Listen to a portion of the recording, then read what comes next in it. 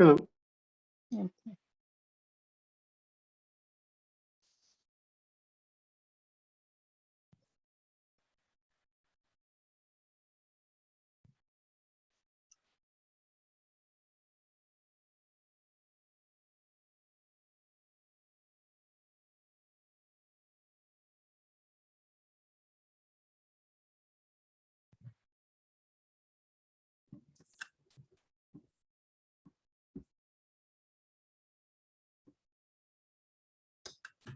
Hey, hey, hey.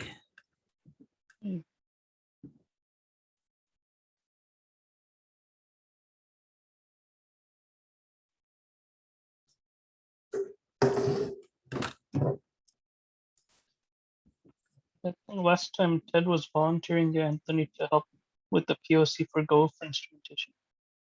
Does that sound right? Yeah, yeah. I was saying it would be cool to have some time to do that. I have a short week this week, but next week I could start digging into that, I think. Yeah.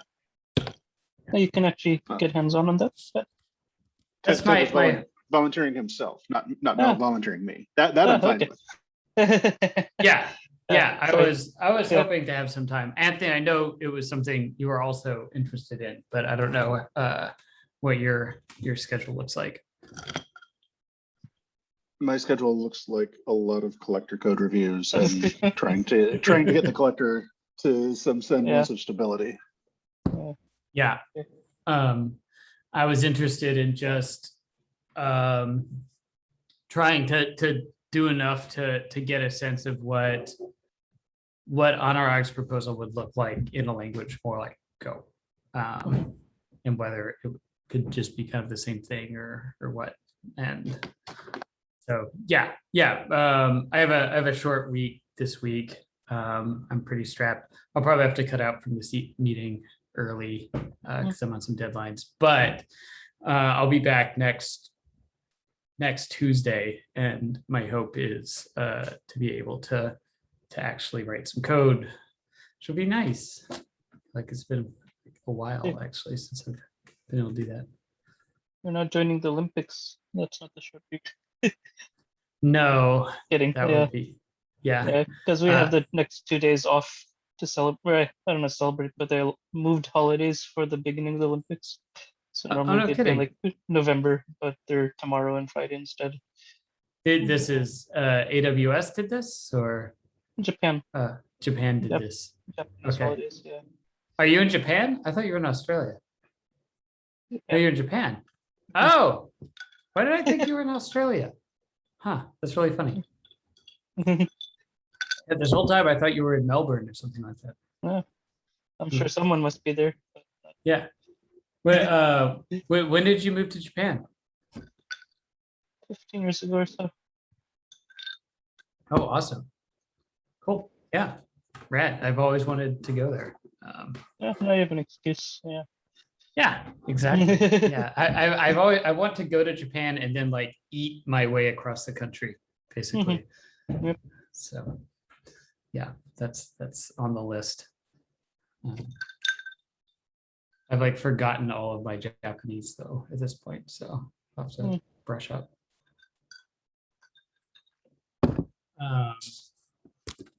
Yeah, I had a proposal that was hanging around in. Oh, first of all, let me get the meeting notes up and running, just in case people have these kind of agenda items. Or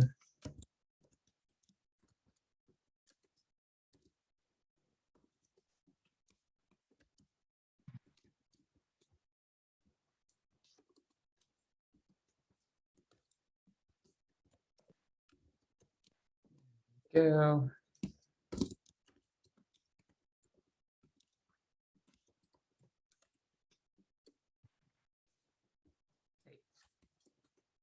Hold that. Doesn't want to.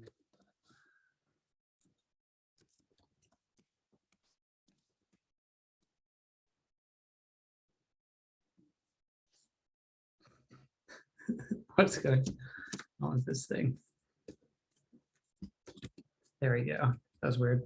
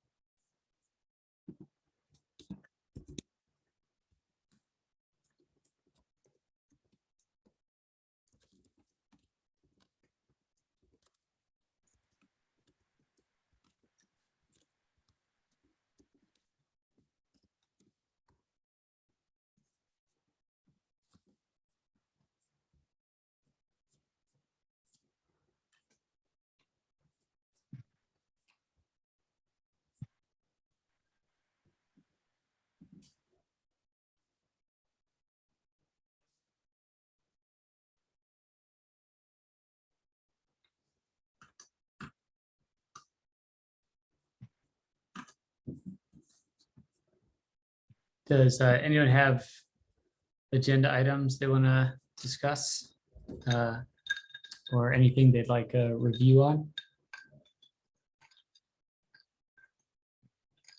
So if I could hear a bit about if there's any discussion on sampling, that would be interesting. In particular, I'm still sort of wondering what to do with about rate limit sampling. Because it sounds like there's a lot of people not too hot for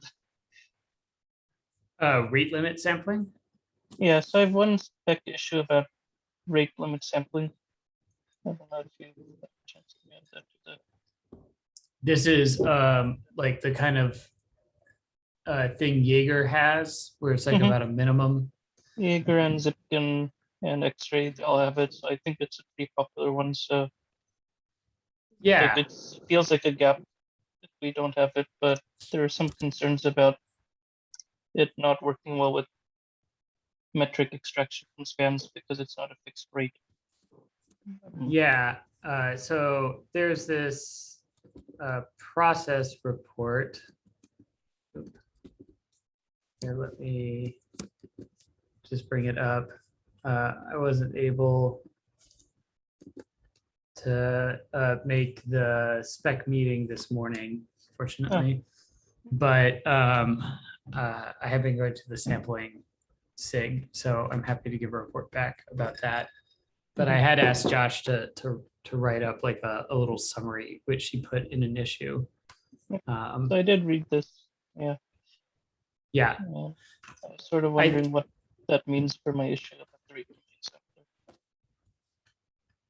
sampler.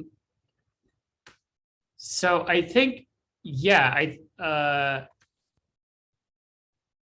so it does seem like the rate limit sampling is needed if we're going to add probabilistic sampling for spans. Like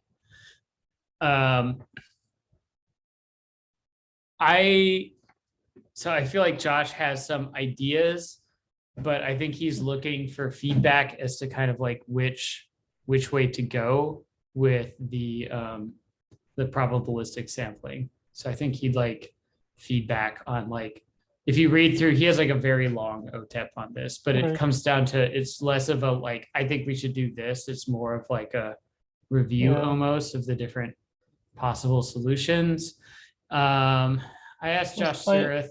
Was Yeah, my understanding correct that that was more on tail sampling than head sampling, or I might have misunderstood a bit? I thought the Well- probabilistic was about tail sampling. so this is actually about span-based sampling. Mhm. Which I don't really have a background in sampling. So I am nervous about this stuff. I do see that Jaeger has a form of it, but the basic idea from what I understand is, okay, so you've got like a bunch of spans, right? Like a bunch of data coming in. It's too much. And so you'd like to back off on your collection. But you want to make sure you get at least enough data that you're sort of span-based aggregates, like if you're trying to get, say, a latency distribution of a particular operation, there's like all this kind of aggregate data and histograms people are trying to build out of traces, and that data tends to be span or operation based, not trace based. And so there's some probabilistic sampling that you can do that's not head sampling, right? It's not flipping a coin at the beginning. It's saying like on every span, you're making a sampling decision. And that's, I think, to weed out like super common operations on some level and not have them be overrepresented. It kind of makes sense, except one, it means if you start cranking that up, it seems to me that you're going to start getting partial traces, right? Like the inevitable side effect of flipping a coin on every span, or, you know, hashing the, taking a hash of the trace ID and trying to make a decision, is going to lead to having exemplars that are not complete. Like the actual trace exemplars are not complete. Yeah. And what makes that even worse is it's actually hard to tell whether or not you're looking at a complete trace, right? Like it's like the halting problem. You can't ever really know that you got a complete trace. And so a lot of Josh's questions were about like, well, how could you guess, right? Like there's some algorithms you can use to guess. For example, if you have a missing parent, well, you know, like I recorded my parent ID, but I don't have that span. Obviously that span is missing, so the trace isn't complete, but it's not very rigorous. And in Open Census, they were doing a thing where they're starting to record a count of like child spans to kind of help get a sense of when things might be missing, but it's all heuristical. And so I guess I have a general concern with all of that stuff of like, I see why people would want to turn this on if the thing that they're caring the most about is making dashboards out of span data, and then trying to control costs by using this kind of sampling. But it seems like the side effect of that is exemplars start to get degraded by doing this. And it starts to make your data untrustworthy when you're looking at it, when you're looking at exemplar data, where you like, I can never really know if this is like the actual, I'm trying to debug something and I'm looking at trace operations, like at the event list. And if I can never really know if this is truly the actual events or not, you know, there's always like, you could be dropping data. So you could never truly know, but if you turn on this kind of sampling, then it's like, you're kind of guaranteeing that you're going to end up with non-representative, you know, incomplete exemplars. And so that has me kind of concerned about whether like how good of an idea is this? Is this like a foot gun that we're going to hand to our end users? And then, yeah, on top of that, you also have metrics and other things where if you're trying to build metrics off of this stuff, how does that get affected by doing this kind of thing? I guess if you're building the metrics with metrics instruments, it maybe doesn't affect it so much. Like using your instrumenter, I don't see that instrumenter really getting affected by this automatically. But if you were trying to just do things like, you know, make metrics out of your actual data, like counting, you know, just counting the number of 500s that come through the door. Like if you don't, this kind of like sampling stuff, once you start piling it all together, where you're going to have probabilistic sampling, but then you're going to weight it based on how represented the data is. And then you're going to supply a floor to that data. It just seems like that would like be really hard to untangle if you wanted to get, you know, a proper count of something. And if you had like a predictable sampling algorithm, like if it was straightforward, then I imagine you could, to some degree, take that into account when you were, like sampled metrics seem a little sketchy to me, but I imagine if what we were doing was rigorous, you could figure it out. And so that's where I'm at. Unfortunately, I'm not an expert, so I just like have these vague fears, but I feel kind of like useless to the conversation because I can't like turn around and be like, well, here's like a solution.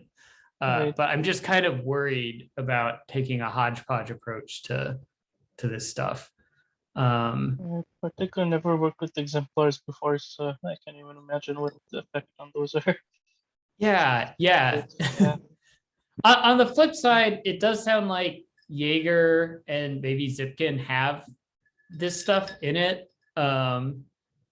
I've never used these features in Jaeger though, so I kind of felt like my homework was to understand what it is that Jaeger does already, and like, are their users happy with what they're currently doing? Is it creating problems and confusion over there, or what?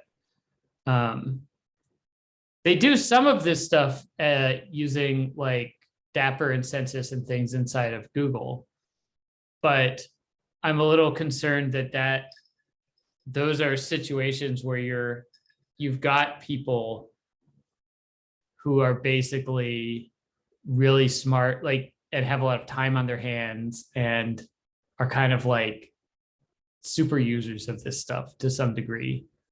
And so I'm a little concerned. I'd be more, if like this was working fine in the world of Jaeger, I would be more comfortable with it than hearing that like this worked fine at Google, if that makes sense.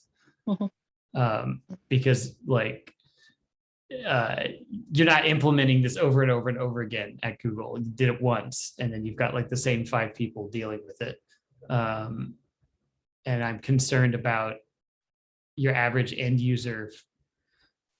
If we're going to give them a bunch of knobs and they can like twist all these knobs, is it easy for them to create a situation where they're actually like getting bad data? Because it's hard to tell when you've done that, and it's hard to disentangle the kind of problems that get created when you do that.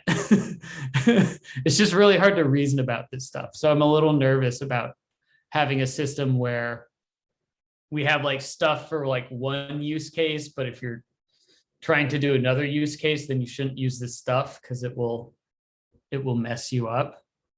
Like it's one thing to have like plugins that do that, but if we're shipping this in OpenTelemetry, I would like it to be kind of coherent and to like kind of choose like a system that people can reason about over a system that, even to some degree, a system that's scaled at this point, you know, if that makes sense. But again, I feel like I'm not the right person to disentangle this stuff. So I would love it if other people who understood this stuff could attend that meeting or review some of the stuff Josh is talking about. And fortunately, I think the Jaeger people are mostly European, so it's hard to find like a great time for it all to actually get everyone together to talk about it. But maybe it's possible. I don't know. Have you talked to Pavel and Yuri or any of the Jaeger people about this? Anurag? Uh, Yeah. If you're interested in this subject and feel like you've got a handle on this stuff, I would recommend reaching out to them, or at least trying to understand what it is that Jaeger is doing, and versus what they're like planning to do and think would be nice to do. I guess Mhm. that's what I'm trying to sort out there. So yeah, that's where it's currently at. got it. Thanks for the summary. Yeah. But I do think, at least in terms of making this stuff work for Jaeger, we need to get this stuff in as like Jaeger plugins, right? Like I know they have like a remote sampler that they'd like to get merged and things like that. I think we should definitely go ahead and do that. I'm just, as far as like generalizing it to open telemetry, I'm just like a little nervous that we're like doing a bunch of things at the same time, and this like sampling stuff feels a bit like the approach of like, here's a problem, so here's a solution, and there's a problem, so there's another solution, there's a problem, so there's another solution. I'm just like nervous about like what is the overall effect of that going to be. And I'd personally not want to rush into adding. It's like hard to take things away once we add them. Yeah. So I'm a little nervous about adding this stuff until we can feel like it would be great if someone could write a proposal that at least showed how this was going to work with metrics and how it's all going to work together. How would you count spans after the fact if you did this stuff? How do end users ensure that, like, how are exemplars going to work? How should we like explain this stuff to end users? Is there a way to make it so that it's like hard for end users to create an incoherent set of configurations for themselves? Maybe that's the best way of phrasing it. It would be great if we could, like, is one thing for a user to misconfigure it where it's like, oh, I dialed it up super high, so I don't have a lot of data, or I have it super low, so I'm like, it costs more than it needs to. But that's a bit different than like, I have it like incoherently dialed, and now my data is actually wrong. Like that's the situation. I would love to like just see some proof that we're not doing that. Cool. Yeah. So I've been reading through this issue that Anurag had opened about the rate limiting sampler, and it looks like Josh is coming to the same conclusion that I had sort of been thinking of, which is that if we want to do this as head sampling, we probably need some sort of feedback mechanism where we can say, okay, over this period, here's how many samples or how many traces were actually sampled or how many spans were actually sampled. Let's adjust the probability that we sample in the future, right? So we may overshoot our target for a bit, then we just dial it down and undershoot for a bit until we eventually level out at around the range long term that you're shooting for. Yeah. That I think though assumes that something like the collector is in the architecture, which isn't always the case.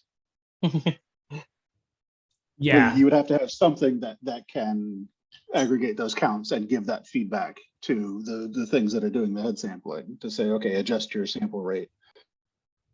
and it doesn't have to be the collector. I mean, it can be a backend that does it, right? Like in Jaeger's case, like the Jaeger backend is the control plane for this stuff. Yeah, it could be another backend, but then we would have to specify the mechanism, right? Then we would be talking about having, I think last year there was a proposal for like OTLP configuration communication, like having configuration specified in OTLP and being able to communicate that back to an SDK along the channel. So something like that might work. Yeah. And this is the thing they have in Jaeger. They do have this, they call it like remote sampling configuration, basically. So, and they're looking to add that as a Jaeger plugin for like the Jaeger exporter, Jaeger sampler, which is fine. But if we were to generalize that, I think we should like, it shouldn't just be a sampler thing. It should be, yeah, something more generalized. It's like, okay, we're going to add a control plane to OpenTelemetry. How are we going to do that?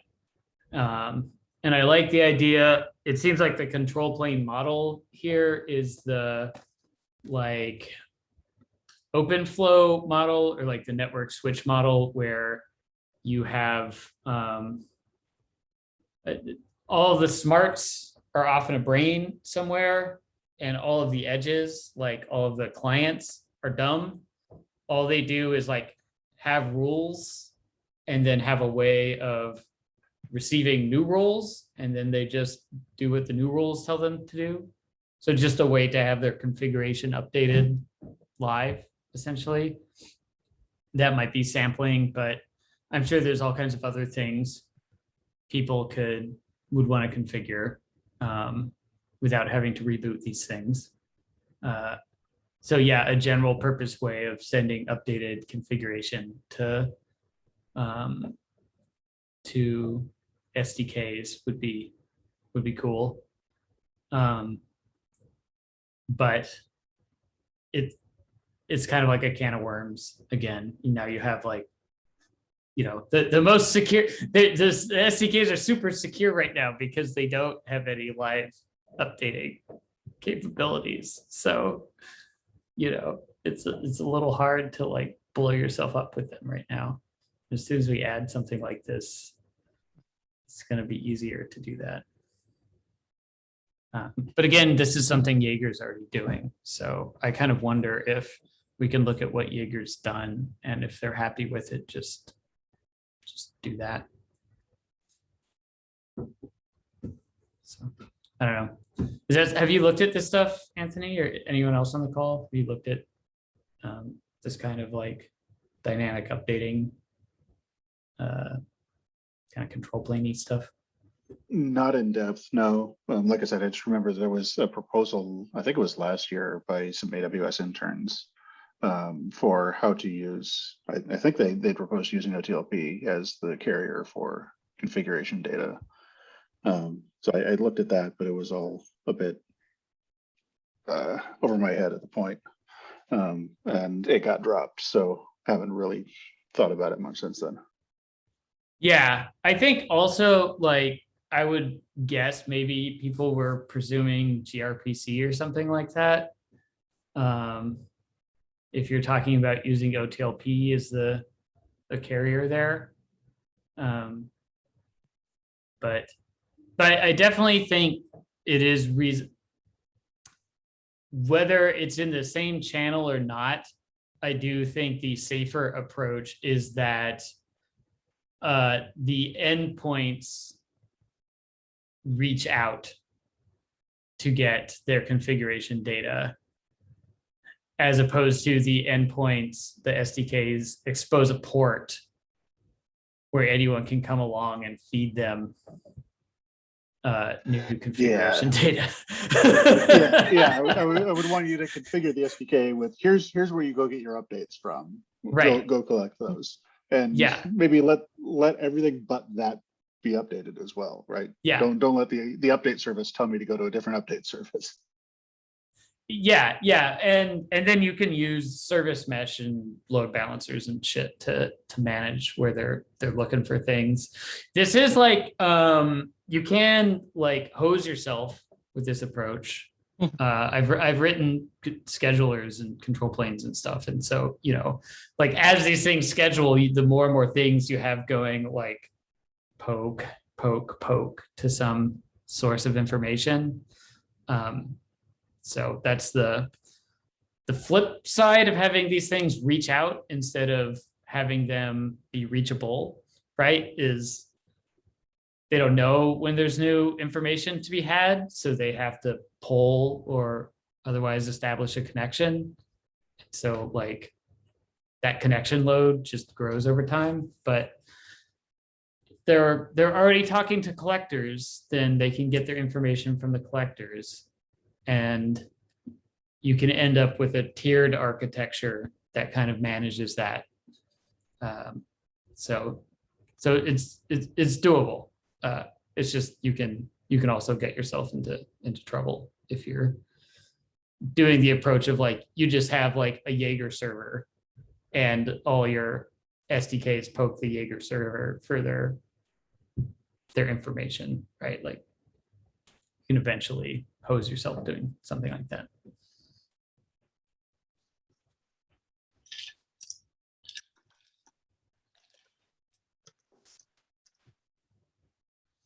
The other thing that happens is like you misconfigure your fucking source, or you like reboot it and it like goes to default or something, and then like all the things change at once, and then you like drastically change your load pattern on your deployment. That's the other way you hose yourself with this tool. But No jitter. yeah, I have to get going to another meeting. Thanks for sending Yeah. up the sampling stuff. I should go too. I'm trying to get some more Microsoft people. There's a guy, Michael Lee, who's a PM, and Johannes Tax, I think, who are going to help out with instrumentation. So hopefully they'll be able to show up to one of these meetings in the future. I'll try poking them some more. All right. Well, good talking to you guys. Talk to you guys later.